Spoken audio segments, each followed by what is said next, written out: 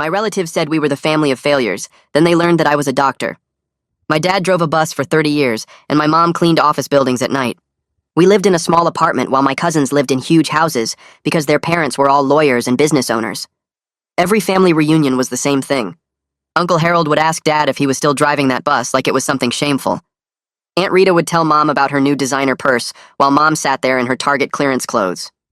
Cousin Bradley would talk about his acceptance to Yale while looking at my brother and me like we were headed straight to community college. They'd always make these comments about how some people were meant for bigger things and others had to accept their station in life.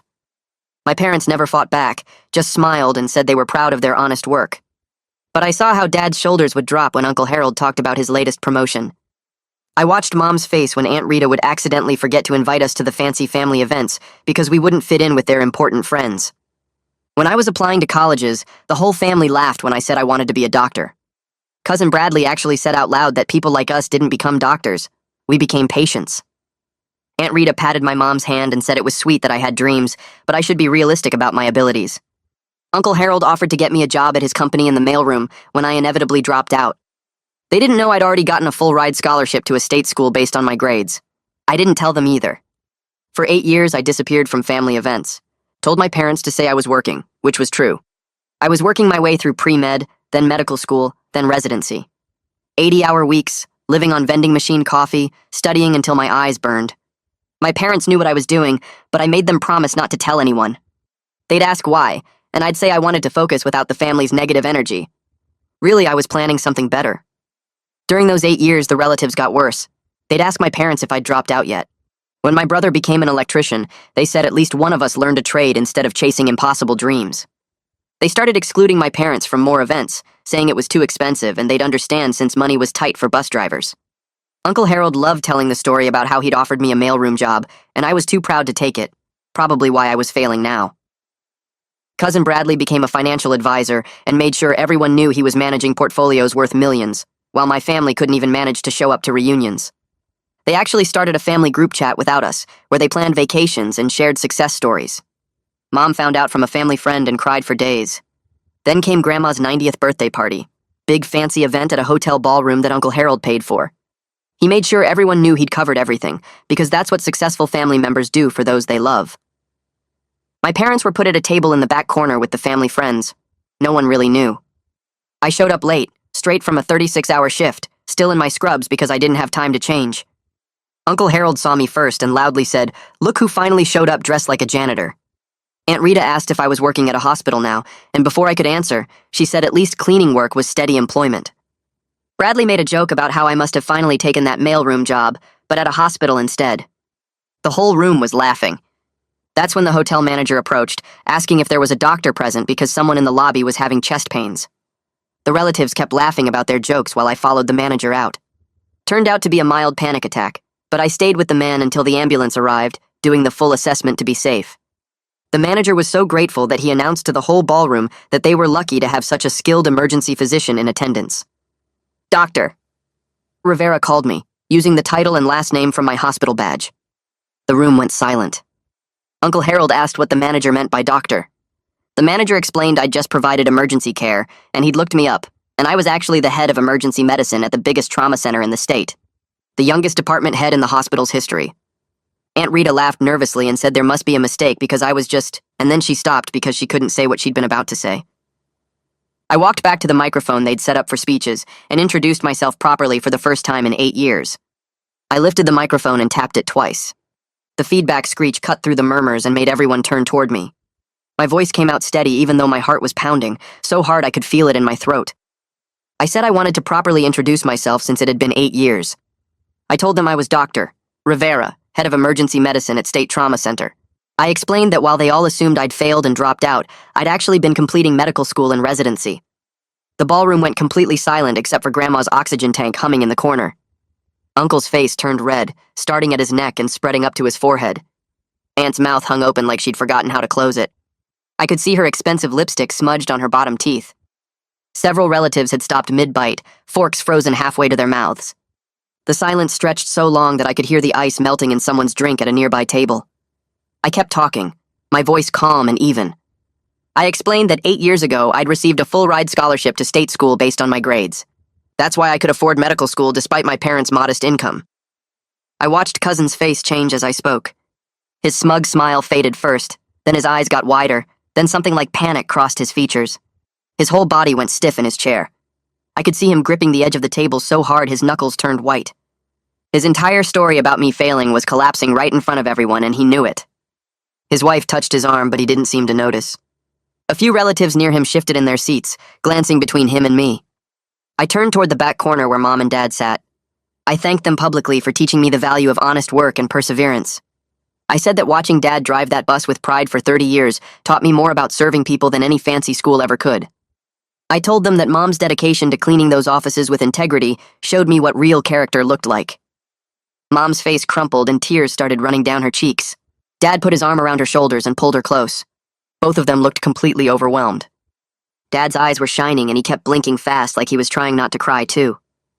Mom pressed her hand over her mouth, but I could see her shoulders shaking. Several people at their table reached over to touch their arms or pat their hands. Uncle tried to interrupt with a forced laugh that came out too loud and too high. He stood up halfway and said this was wonderful news, and he always knew I had potential. But his voice cracked on the word potential, and it came out sounding strangled. Several relatives turned to stare at him with new expressions on their faces. The skepticism was obvious. People who'd been nodding along with his comments about me for years were now looking at him like they were seeing him differently. Aunt clutched her designer purse against her chest, like it might somehow protect her from all the judgment now pointing her direction. She kept looking around at the other tables, trying to make eye contact with people, but most of them looked away. The shift in the room was almost physical, like the air pressure had changed. I set the microphone back in its stand and walked across the ballroom to my parents' table. My scrubs made a soft swishing sound with each step. Mom and Dad both stood up before I got there. Mom grabbed me first and hugged me so tight I could barely breathe. Dad wrapped his arms around both of us. His voice was rough when he whispered that he was so proud. Then he pulled back a little and asked why I didn't tell them I was coming tonight. I admitted I wanted to see the looks on everyone's faces when they realized they'd been wrong about me for 8 years. Dad let out a sound that was half laugh and half sob. Mom kissed my cheek and her tears were wet against my skin. The party atmosphere had completely changed. Small groups of relatives were whispering and glancing between our table and Uncle's prominent seat near Grandma. Some people were pretending to eat, but their eyes kept darting over. Others had given up pretending and were just staring openly. Several cousins I barely knew started approaching our table. They came one at a time or in pairs, moving slowly like they weren't sure if they should. Their congratulations felt forced and uncomfortable. One cousin said she always thought I'd do something great. Another said he'd been meaning to reach out over the years. A third asked what medical school was like with this fake enthusiasm that made my teeth hurt. All of them had either ignored me completely at past events or laughed along with Uncle's jokes. Now they were acting like we'd always been close. I kept my responses short and polite, but I didn't pretend I believed their sudden interest was real. Grandma's voice cut through the noise. She called my name and waved me over to her table. When I got close, she reached out and grabbed my hand. Her grip was surprisingly strong for someone 90 years old. Her fingers were bony but warm. She pulled me down so I had to lean closer to hear her. She said she was proud of me, but wished I'd shared my journey with the family instead of hiding it. Her eyes were watery behind her glasses. I realized as she spoke that she genuinely didn't understand. She had no idea how toxic her children had made things for my parents. She thought I'd just been busy with school. She thought the family had been supportive and I'd chosen to stay away for no good reason. The confusion on her face was real. I spent 20 minutes sitting next to Grandma, explaining as gently as I could. I told her I stayed away because every family event became a chance for her children to make my parents feel small. I described how Uncle would ask Dad about the bus like it was shameful. How Aunt would talk about designer purses while Mom sat there in clearance clothes. How Cousin made it clear he thought people like us couldn't become doctors. Grandma's face changed as I talked. She looked troubled, her forehead creasing deeper with each example.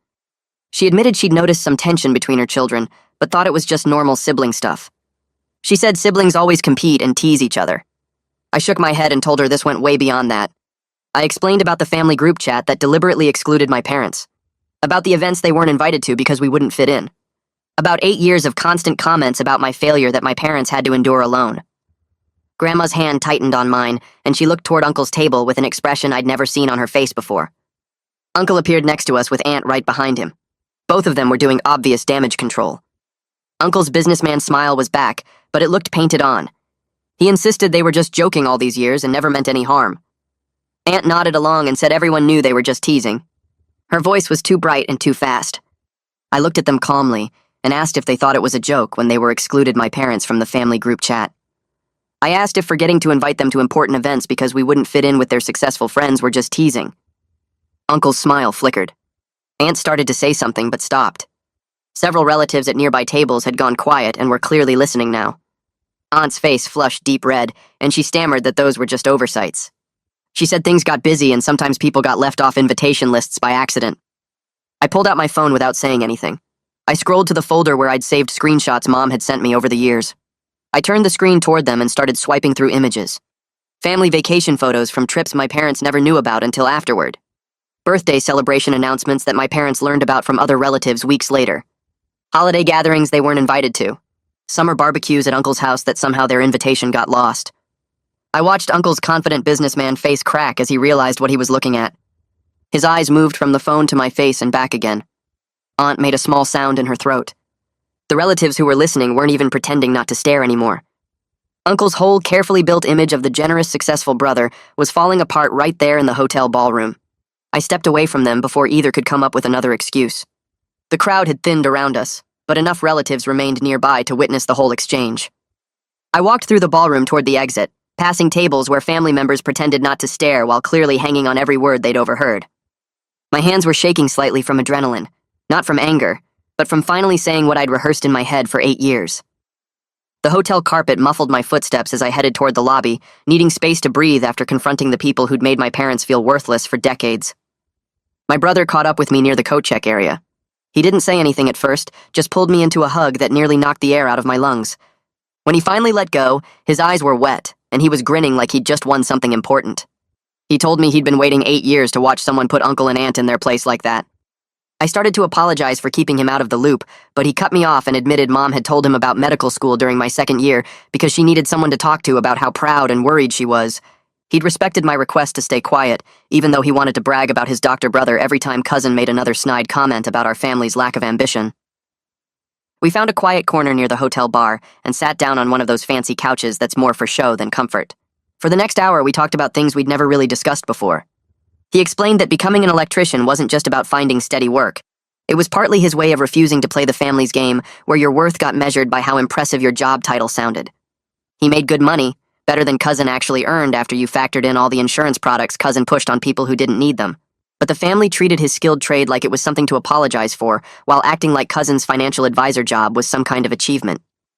He'd watched me disappear from family events and understood why, even wished sometimes he had the guts to do the same thing instead of showing up, and enduring their comments about how at least one of us learned a practical skill instead of chasing impossible dreams. The party was winding down when we walked back into the ballroom. Several relatives approached us separately over the next 30 minutes. An aunt I barely remembered hugged me and said she'd always believed in me, which was strange considering she'd never spoken to me before tonight. She asked if I was accepting new patients because her husband needed a good doctor. A cousin whose name I couldn't recall wanted to know if I could help his son get into medical school, maybe write a recommendation letter or make some calls to admissions offices. Another relative asked if I knew any specialists because her sister needed a referral, and it would be so helpful to have a doctor in the family. I realized none of them were actually confronting what had happened tonight, or acknowledging the years of cruelty my parents endured. They just wanted to be associated with my success now that it was public and useful to them. Mom and Dad found me near the exit. Mom's eyes were red from crying, but she was smiling. Dad had his arm around her shoulders and looked more relaxed than I'd seen him in years. They insisted I come back to their apartment instead of driving home to my condo across the city. I tried to argue that it was late and they must be exhausted, but Mom squeezed my hand and said she wasn't ready to say goodnight yet. During the drive, Dad stayed quiet behind the wheel while Mom kept holding my hand in the back seat. The car felt full of 8 years of complicated feelings. Pride mixed with relief, mixed with leftover hurt, mixed with something that felt like sadness for all the time we'd lost while I was hiding my achievements, and they were defending my absence to relatives who assumed I'd failed. Their apartment looked exactly the same as it had 8 years ago. Same worn couch, same kitchen table with the wobbly leg Dad kept meaning to fix, same family photos on the wall that stopped including me after I disappeared from gatherings. We sat at that kitchen table where I'd studied for the MCATS, where Mom used to quiz me on anatomy terms before her night shift cleaning offices. She made coffee even though it was past midnight. We finally talked honestly about the 8 years of silence. Mom admitted she understood why I needed to disappear from family events, but she'd missed me desperately at holidays and birthdays. She'd wanted to tell Uncle where I really was every time he made another joke about my failure. Dad said watching Uncle mock my absence while not knowing I was succeeding had been one of the hardest things he'd endured in 30 years of enduring Uncle's condescension. I apologized for making them carry the secret alone. I explained that I'd been so focused on proving everyone wrong that I didn't fully consider how my absence affected them beyond sparing them from more family judgment. I'd thought about the big reveal for so long that I'd forgotten about all the small moments they'd faced alone. Dad reached across the table and grabbed my hand. He said he'd do it again because seeing Uncle's face tonight was worth 8 years of snide comments. We all started laughing, and then somehow we were crying, and then we were laughing again until our stomachs hurt, and the coffee got cold. Over the next few days, my phone exploded with messages from relatives I hadn't heard from in years. Some texts felt genuine, congratulating me on my achievements and apologizing for not staying in touch. Others were so transparent I almost laughed. Distant cousins suddenly remembered we'd been close as kids. Aunts and uncles wanted to grab lunch and catch up. Everyone seemed to have a story about how they'd always known I'd do something special. Cousin sent a long text apologizing for his behavior over the years and asking if we could get coffee to talk things through. I read it twice, then put my phone down without responding. I wasn't ready to let him off the hook that easily. His apology might be sincere, but 8 years of mockery didn't disappear because of one text message sent after he got embarrassed in front of the whole family. Uncle called my dad directly 4 days after the party. Dad answered and immediately put him on speaker so I could hear from across their living room. Uncle's apology lasted 10 minutes and was full of justifications. He talked about how competitive he'd always felt with his younger brother, how Dad's contentment with a modest life made him feel like his own ambition was judged, how seeing Dad happy driving a bus while Uncle stressed over quarterly earnings reports made him question his own choices, how he'd needed to feel superior to his brother to justify the sacrifices he'd made for his career. I listened to the whole thing and realized he was still making this about himself rather than the pain he'd caused. He was explaining his behavior instead of truly owning it. When he finally stopped talking, Dad was quiet for a long moment before saying he'd think about what Uncle said and they could talk again later. After he hung up, Dad looked at me and shook his head. Aunt sent a gift basket to my parents' apartment 3 days later. It arrived in a huge wicker basket wrapped in cellophane, filled with expensive cheeses and fancy crackers and imported chocolates and bottles of wine that probably cost more than my parents spent on groceries in a month. The card was thick and embossed with gold lettering. Inside, Aunt had written a long message expressing regret for any misunderstandings over the years and hoping we could move forward as a family. Mom read the card twice, then set it aside and started unpacking the basket. She pointed out that Aunt was apologizing through money and gifts rather than actually examining her behavior. The expensive foods were easier than honest conversation. We loaded everything into bags and drove it to a shelter downtown. Mom kept the basket for storage, saying at least something useful came from Aunt's guilt. Monday morning arrived with my alarm going off at 5:30, same as always. I drove to the hospital through empty streets, the city still dark and quiet. The parking garage was nearly empty at this hour, just a few night shift cars scattered across the levels. I badged into the emergency department and headed straight for the staff lounge to drop off my lunch. The break room was busier than usual for 6 in the morning, with at least a dozen people clustered around the coffee maker and the small table where someone always left donuts. The conversation stopped the second I walked through the door. Everyone turned to look at me and I felt my face getting hot. Ricardo was standing near the window holding a coffee mug and he raised it toward me like a toast. He told everyone that the hospital board member who attended Grandma's party had already spread the story through 3 departments, and by now half the hospital knew about the family drama. I wanted to disappear into the floor. One of the night shift nurses came over and touched my arm, saying her own sister hadn't spoken to her in 5 years because she became a nurse while her sister stayed in their small town working retail. She said families sometimes couldn't handle when one person climbed higher than they expected. A respiratory therapist shared that his father still introduced him as his son, who works at the hospital, never mentioning that he had a master's degree and ran the entire respiratory department. An attending physician admitted that her mother still asked when she was going to get a real job, even though she'd been practicing medicine for 12 years. The stories kept coming, each person adding their own experience of family members who diminished their success or couldn't celebrate their achievements. I stood there holding my empty lunch bag, realizing I wasn't alone in this specific kind of hurt. The conversation shifted back to normal work topics after about 15 minutes, but something had changed. These colleagues I'd worked alongside for years suddenly felt more like actual friends who understood something important about my life. My pager went off at 6:15, pulling me into the organized chaos of the emergency department. The morning moved fast with the usual stream of patients having chest pain, breathing problems, injuries from overnight accidents. I was in the middle of examining a patient with possible appendicitis when the overhead page system called my name, asking me to report to administration. My stomach dropped. The hospital administrator never called department heads to her office unless something was seriously wrong. I finished with my patient, handed off to the attending covering my cases, and took the elevator up to the 3rd floor where the administrative offices lived in their quiet, carpeted world, far from the emergency department noise.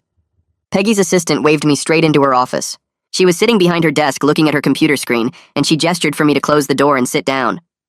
I lowered myself into the chair across from her desk, my mind racing through every possible professional conduct violation I might have committed.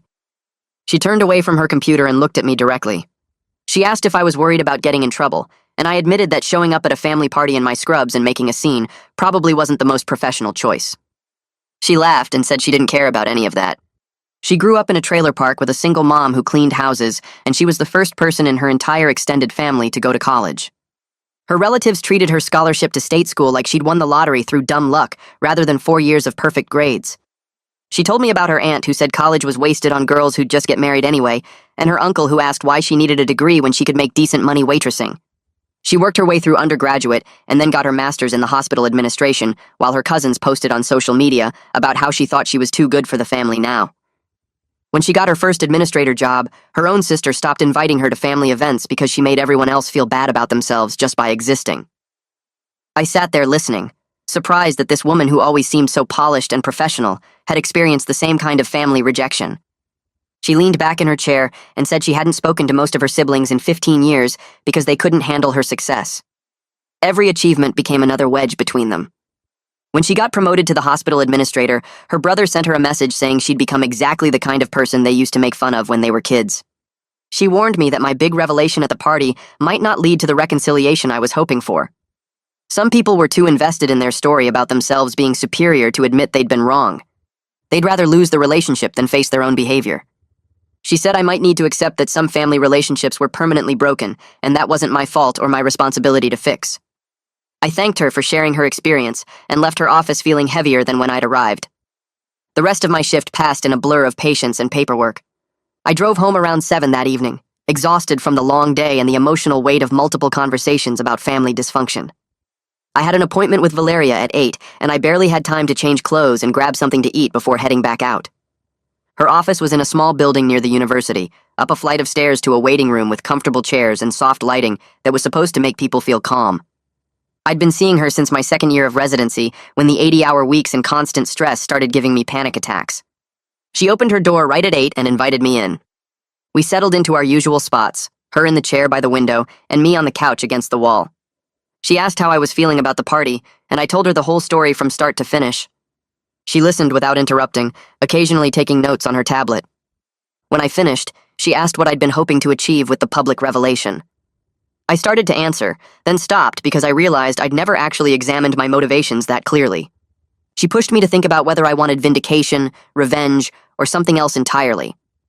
We spent the next 40 minutes digging into what I'd really wanted from that moment at the microphone. Through the conversation, I realized I'd wanted my parents to be publicly recognized as good people who raised a successful son despite their modest means. I wanted everyone who'd watched Uncle and Aunt make my parents feel small to see that their judgment was wrong. I wanted the relatives who'd excluded my parents from family events to feel ashamed in front of everyone. Valeria asked if the revelation had achieved those goals. I admitted that it had, at least in the moment. She asked if the satisfaction felt as good as I'd imagined during 8 years of planning. I sat with that question for a long time before answering. The moment had felt powerful, standing at that microphone and watching their faces change from mockery to shock. But it also felt hollow in a way I hadn't expected. Uncle and Aunt's embarrassment didn't undo the years they'd made my parents feel inferior. The family dynamics hadn't fundamentally changed. They'd just shifted to accommodate my new status, and that felt like a superficial victory rather than genuine growth or healing.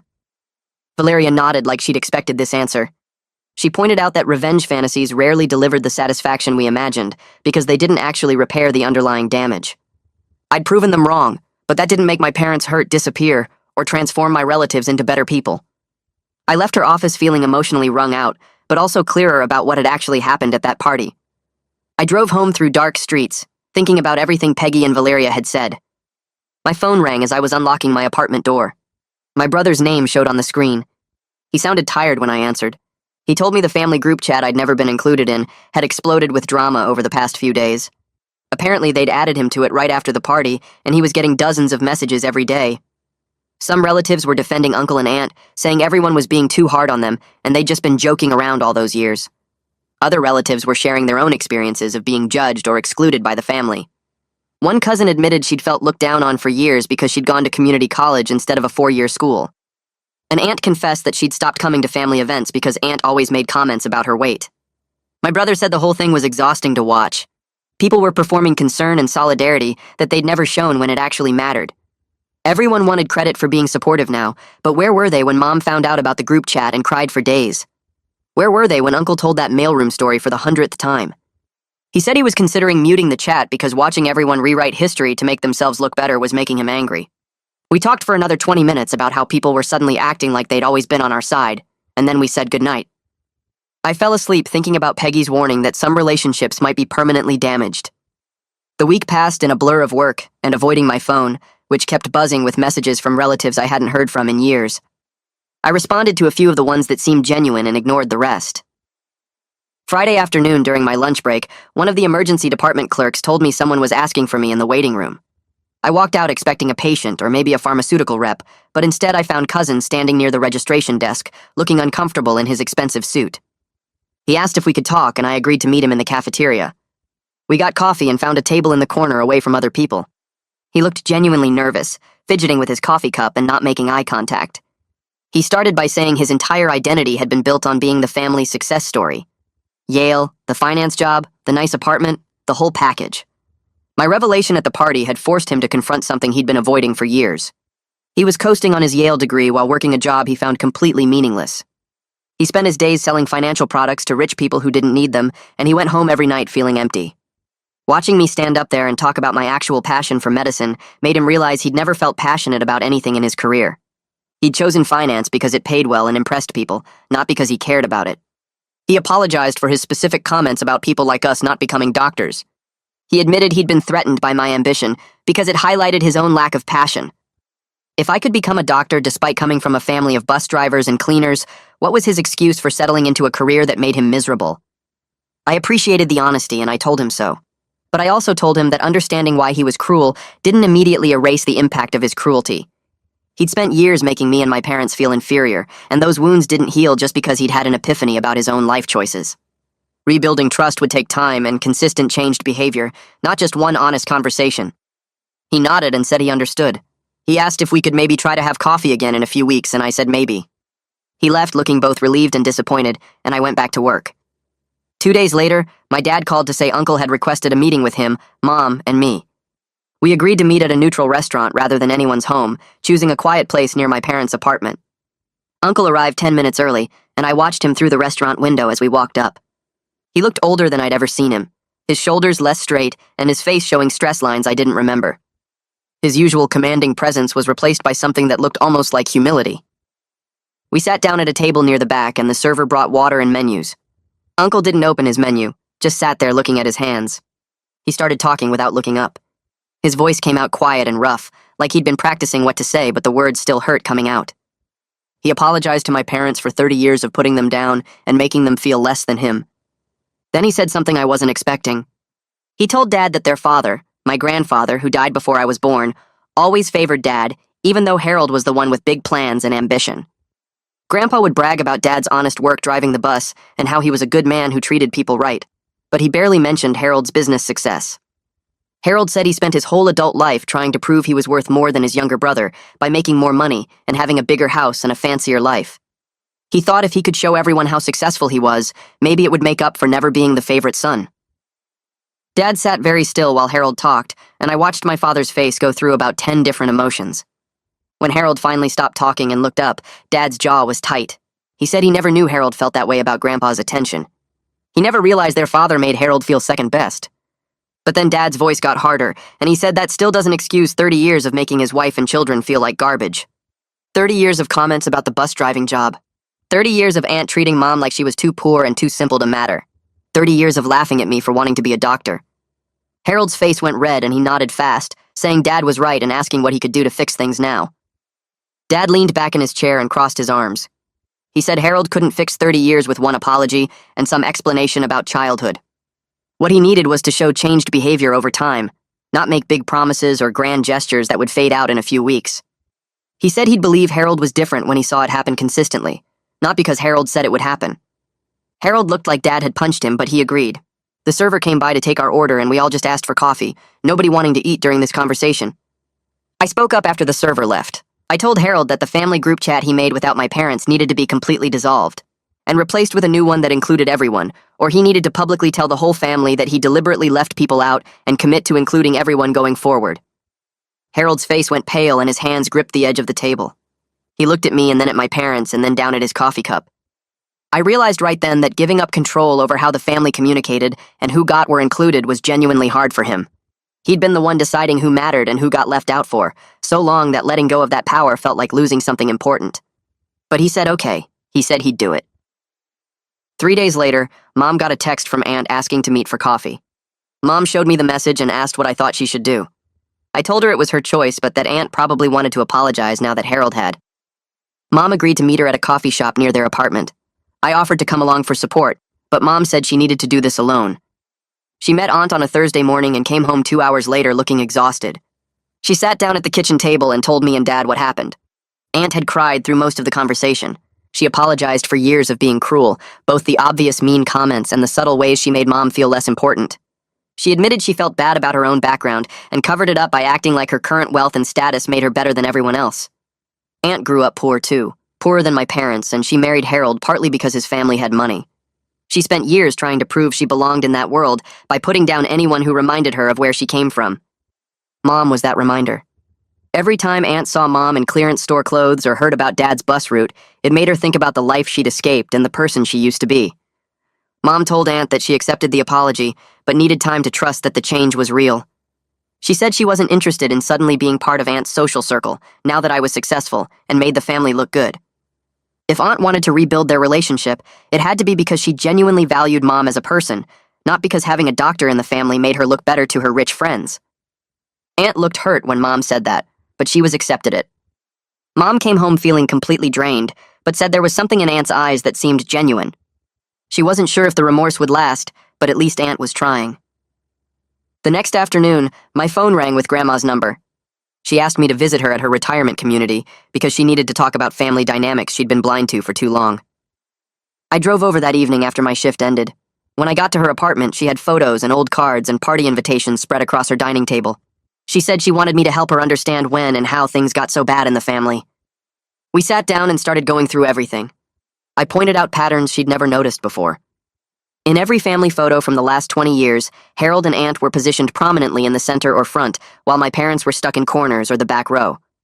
Birthday cards showed that Harold and Aunt's kids got long personal messages from relatives, while my brother and I got generic one-line notes. Party invitations revealed that my parents were invited to big events at the last minute, while everyone else got weeks of advance notice. I showed her how achievements were celebrated completely differently, depending on who accomplished them. When Cousin got into Yale, the whole family threw a party, and Harold sent an announcement to everyone he knew. When I got my scholarship, nobody outside my immediate family even knew about it. Grandma started crying as we went through decades of family history. She said she let Harold pay for everything and run all the family gatherings because it seemed easier than dealing with conflict. She never questioned why some family members stopped coming to events, or why my parents always seemed quiet and uncomfortable. She just assumed everyone was fine because nobody complained directly to her. She apologized for not protecting my parents and asked if it was too late to change how the family worked. I told her honestly that some damage can't be fully repaired. The years of hurt don't just disappear because people finally admit they were wrong. But acknowledgement matters and effort matters, even if things never go back to how they could have been. Over the next few weeks, I started noticing small shifts. Relatives who used to walk right past my parents at gatherings now stopped to actually talk to them and ask real questions about their lives. The family group chat got deleted, and a new one appeared with everyone included, even family members who'd been left out for years. Harold's usual dominance at family events was less obvious. He still talked a lot and had opinions about everything, but he asked other people what they thought instead of just announcing decisions. The changes felt shaky and sometimes fake, like people were performing being better rather than actually being better. But they were still changes. My brother called me one Saturday and asked if I wanted to grab lunch. We met at a place halfway between our apartments and spent 2 hours talking about everything happening with the family. He admitted he was struggling with anger about how people suddenly treated our parents better only because I became a doctor.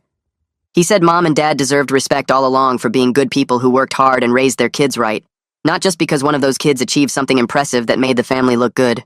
I agreed with him completely. The fact that it took my success to make people treat our parents decently said everything about how shallow those relationships were. I suggested that maybe some people genuinely didn't realize how their behavior affected others until someone made it clear. Not everyone who participates in toxic family dynamics is consciously cruel. Some are just thoughtlessly following established patterns until someone disrupts them. My brother considered this but still looked unconvinced. He said intention doesn't erase impact, and I agreed with that too. We sat in silence for a while, both processing how complicated forgiveness becomes when you're dealing with years of accumulated hurt from people who claim they didn't know better. 2 weeks later, Godwin took me to lunch at a small restaurant near the hospital. He'd been my residency mentor 5 years ago, and we'd stayed in touch even after I finished training. He ordered coffee and asked how I was handling the family situation, and I gave him the short version of everything that happened since the party. Godwin nodded slowly and said he'd been through something similar when he became a physician. He came from a working-class background like mine. His dad worked construction, and his mom was a secretary. When he got into medical school, his siblings reacted with resentment instead of pride. They felt he was abandoning his roots by pursuing medicine. They made comments about how he thought he was better than them now. They stopped inviting him to family gatherings because they said he wouldn't want to hang out with regular people anymore. Godwin tried for years to maintain those relationships, but the resentment ran too deep. His brother told him that doctors were all greedy and didn't care about real people. His sister said he'd changed and wasn't the same person she grew up with. Eventually, he had to accept that some family relationships couldn't be salvaged. The gap was too wide, and they weren't willing to meet him halfway. He built chosen family with colleagues and friends instead. People who supported him and understood his journey. He told me he was sharing this because he wanted me to remain open to reconciliation where possible, but not to sacrifice my peace trying to fix relationships with people who weren't willing to do their own work. Some relatives might genuinely change and grow. Others might just perform change to avoid looking bad. I needed to protect myself while giving people the chance to prove themselves through actions over time. 3 months after the party, my parents hosted a small dinner at their apartment. Just my brother, his girlfriend, me, and them. No extended family, no drama, no competition. Mom made her famous chicken casserole, and Dad grilled vegetables on their tiny balcony grill. We sat around the same kitchen table where I'd studied for the MCATS years ago. The apartment felt warm and comfortable in a way family gatherings at hotels and fancy restaurants never did. Dad raised his water glass and said this was what family should feel like. People who genuinely love and support each other without competition or comparison. He was grateful that the 4 of us had always had this even when the extended family was toxic. My brother's girlfriend looked a little emotional, and she mentioned that her own family was complicated too. She appreciated being included in something that felt real and safe. We spent 3 hours eating and talking and laughing about nothing important. Mom told embarrassing stories about my brother and me as kids. Dad shared memories from his bus driving days, the regular passengers who became friends over the years. My brother talked about a complex electrical job he'd just finished and how proud he was of solving a problem that had stumped other electricians. I shared a story about a patient who came into the emergency room convinced he was dying, but turned out to have really bad gas. We were just being ourselves without worrying about judgment or keeping score. After dinner, Mom brought out coffee and announced she had news. She was retiring from her cleaning job. She'd worked nights for 30 years and was finally eligible for pension. She wanted to spend her remaining healthy years enjoying life, rather than working while everyone else slept. Dad added that he was considering early retirement from the bus company, too. They'd been talking about traveling to places they'd always dreamed about, but couldn't afford or didn't have time for. Mom wanted to see the Grand Canyon. Dad wanted to visit national parks out west. They had a whole list of places they'd been planning for years. I offered to help financially with their retirement plans. Dad's face shifted and he said no immediately. He didn't want my success to become about money. He and Mom had always supported themselves and didn't need charity now. I understood his pride, but explained that helping them enjoy retirement wasn't charity. It was gratitude for the sacrifices they made raising my brother and me. They worked multiple jobs to keep us fed and housed. They supported my education even when the rest of the family mocked my ambitions. They carried the secret of my medical career for 8 years while enduring constant questions about whether I'd failed. Letting me contribute to their travel fund wasn't about me being successful. It was about me being their son and wanting them to be happy. Mom started crying and Dad's jaw tightened. They looked at each other, having one of those silent conversations that couples have after decades together. Finally, Dad nodded and said they'd accept help with the travel fund, but nothing else. They'd still pay their own bills and handle their own expenses. The travel money would be a gift from their son who wanted to give back. I agreed to those terms, and Mom hugged me so tight I could barely breathe. A week later, Cousin reached out again through text. He asked if I'd be willing to meet for coffee and talk. I'd ignored his previous messages because I wasn't ready to let him off the hook. But something about this message felt different. Less performative, more genuine. I agreed to meet him at a coffee shop halfway between our places. He showed up looking tired and less polished than usual. His expensive suit was replaced with jeans and a regular shirt. He ordered black coffee and we sat outside where it was quiet. He told me he'd been seeing a therapist to work through his identity crisis. The revelation at the party forced him to confront that his entire sense of self was built on being the family success story. My achievement shattered that narrative and left him questioning everything. He admitted he was considering leaving financial advising to pursue teaching. That was his original passion before family pressure pushed him toward a more lucrative career. Uncle had convinced him that teaching was a waste of his intelligence and that financial advising would make him wealthy and respected. He'd spent 10 years managing portfolios and selling insurance products to rich people, and he was miserable. He made good money but felt empty. He apologized again for his behavior over the years and said he understood if I couldn't forgive him. He just wanted me to know he was trying to change. I appreciated his honesty and decided to share some of my own struggles. During medical school, I questioned whether I was pursuing medicine for the right reasons or just to prove my family wrong. There were nights when I almost quit because the motivation felt corrupt. I had to work through that with my own therapist and figure out that my reasons could be complicated.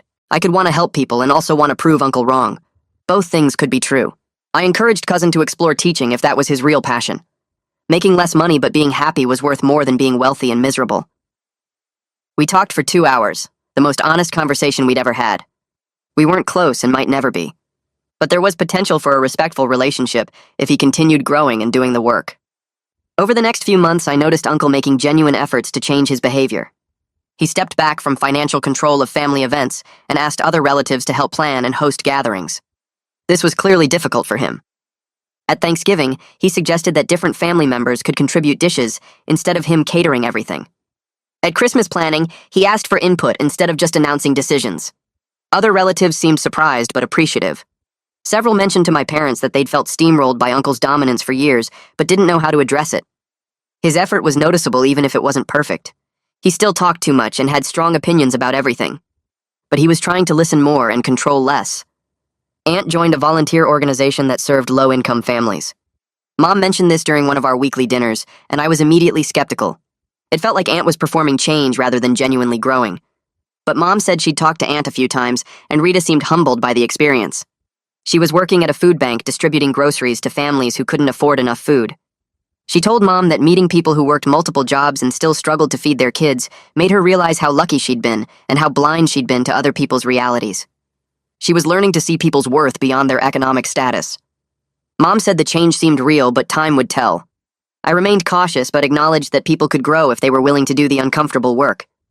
6 months passed since that night at the hotel ballroom, and everything felt different when Grandma sent out invitations for a Sunday gathering at her retirement community. The invitation came from her personally, instead of through Uncle's usual email chain, and she made sure to call Mom directly to confirm they'd be there. When we arrived at the community center, I noticed right away that the seating arrangement had changed completely. Mom and Dad were placed at a central table near the front, instead of being tucked away in some forgotten corner. Uncle and Aunt sat at a side table without any special prominence, and Cousin was nowhere near the head of anything. Multiple relatives had contributed food and decorations, instead of Uncle funding everything and making sure everyone knew about his generosity. The conversations felt genuine instead of competitive, with people actually asking about each other's lives, rather than waiting for their turn to brag about achievements. An older cousin I barely knew approached me during the meal and pulled me aside near the community center windows. She thanked me for what happened at Grandma's birthday party and admitted she'd felt sick watching Uncle and Aunt treat my parents poorly for years. She never knew how to address it without causing a massive family fight, so she just stayed quiet and felt guilty. 3 more relatives said similar things throughout the afternoon, each one sharing that they'd been uncomfortable with the family dynamics, but didn't have the courage or knowledge to disrupt the patterns. A younger cousin told me she'd stopped attending events for 2 years because she couldn't stand watching the way certain family members acted, and my public revelation gave her hope that things might actually change. I realized my moment at the microphone hadn't just been about vindicating my parents or proving my own worth. It gave permission to everyone who'd been silently suffering through the toxic dynamics to finally acknowledge that something was wrong. Grandma stood up before dessert was served and asked for everyone's attention. She thanked everyone for coming and for contributing to make the gathering special, then she looked directly at my parents. She said she should have acknowledged their decades of hard work and good character years ago instead of letting her children's competitive nonsense overshadow what really mattered. Dad started tearing up, and Mom squeezed his hand tight while several relatives applauded. I watched my parents receiving the public respect they'd deserved all along, and something heavy lifted from my chest that I didn't even know I'd been carrying. But not everyone seemed comfortable with the new family atmosphere. Uncle and Aunt participated politely, but kept their distance from meaningful conversations, and a few other relatives who'd been deeply invested in the old hierarchy looked uncomfortable throughout the gathering. They attended because family obligation required it, but they didn't engage beyond surface pleasantries. Cousins showed up late and left early, barely making eye contact with anyone. I accepted that not everyone would embrace change or growth. Some people needed the old patterns and hierarchies to feel secure about themselves, and forcing them to confront uncomfortable truths about their behavior was too threatening. They'd rather maintain distance than do the hard work of examining why they participated in cruelty for so many years. That was their choice and their loss. My work at the hospital kept me busy and fulfilled in ways that went beyond clinical medicine. I developed a reputation for mentoring residents who came from backgrounds similar to mine, the ones who felt out of place among colleagues from wealthy families and prestigious universities. Karen stopped by my office one afternoon between shifts and told me I was creating the supportive environment I'd wished for during my own training. She'd watched me spend extra time with a first-year resident who was struggling with imposter syndrome, helping him see that his community college background made him more relatable to certain patients rather than less capable as a physician. I hadn't thought about my mentoring that way, but Karen was right. I was building something better than what I'd experienced, turning my family pain into something that helped others facing similar challenges. Tristan from the hospital board approached me during a department meeting about starting a scholarship program for pre-med students from working-class families. He wanted to use my story as inspiration for fundraising and program development. I agreed immediately because it felt like a way to transform everything I'd been through into something meaningful beyond my own vindication. We spent weeks developing the program structure, identifying students who showed academic promise but lacked financial resources or family support for pursuing medicine. The scholarship would cover tuition and provide mentoring throughout their education, giving them the support system I'd mostly built for myself through sheer determination. During one planning meeting, Tristan mentioned that my family revelation had inspired the board to think differently about diversity in medicine, recognizing that economic background created barriers just as significant as other forms of discrimination. My brother called one evening sounding excited and nervous at the same time. He'd proposed to his longtime girlfriend and she said yes, and he wanted me to be his best man. We met for dinner to celebrate, and during the meal he thanked me for taking the heat from the family for so many years. He explained that my decision to pursue medicine despite their mockery gave him freedom to choose his own path with less pressure. While everyone was focused on whether I'd fail at becoming a doctor, he quietly became an electrician without facing the same level of judgment. I told him I'd never thought about it that way. He said watching me refuse to let the family define my worth taught him that their opinions didn't have to control his choices. He was genuinely happy in his work, and grateful he hadn't let their judgment push him towards some career he didn't want just to prove something. We spent hours talking about our childhood and how we'd both found ways to survive the family dynamics, and I felt closer to him than I had in years. Preparing the best man speech forced me to think deeply about family relationships and what reconciliation actually means. I wrote and rewrote the speech multiple times, trying to capture something honest about how families can be complicated and imperfect. Sometimes the best outcome isn't perfect reconciliation, where everyone becomes close and loving. Sometimes the best you can hope for is honest acknowledgement of harm and genuine effort toward change. Some relatives had grown and were making real efforts to be better. Others remained distant and uncomfortable, unable or unwilling to examine their own behavior. That was okay. I didn't need everyone to transform completely or apologize perfectly. I just needed them to stop actively hurting my parents and to create space for healthier dynamics going forward. The wedding day arrived with clear skies and warm weather. The ceremony was beautiful and included both my parents' modest circle of friends and the extended family, all mixing more naturally than they had in decades. Uncle and Aunt attended and behaved appropriately, sitting quietly through the ceremony and making polite conversation at the reception. There was still some awkwardness when they interacted with my parents, but the atmosphere felt respectful rather than toxic. They didn't try to dominate conversations or make everything about themselves. They brought a generous gift and congratulated my brother sincerely. Cousin showed up alone and stayed on the edges of the reception, and I wondered if he was still processing everything that had changed. Grandma danced with Dad and told him how proud she was of both her grandsons, and several relatives commented on how nice it was to attend a family event that felt warm and genuine instead of competitive and stressful. During my best man speech, I talked about how my brother taught me that success means different things to different people, and the only opinion that matters about your life choices is your own. I watched Mom and Dad holding hands at their table, both of them smiling with real joy instead of the strained politeness they'd worn at family events for decades. The reception went late into the evening with dancing and laughter, and for the first time in my memory, a family gathering felt like an actual celebration instead of a performance or competition. During the reception, Dad found me near the bar getting water and pulled me aside to a quieter corner. He put his hand on my shoulder and looked at me with this expression I'd never seen before, something between pride and sadness. He told me he was proud of both his sons, one who became a doctor and one who became an electrician, but not because of what we did for work. He said he was proud because we both chose paths that made us happy and refused to let other people's judgments define our worth.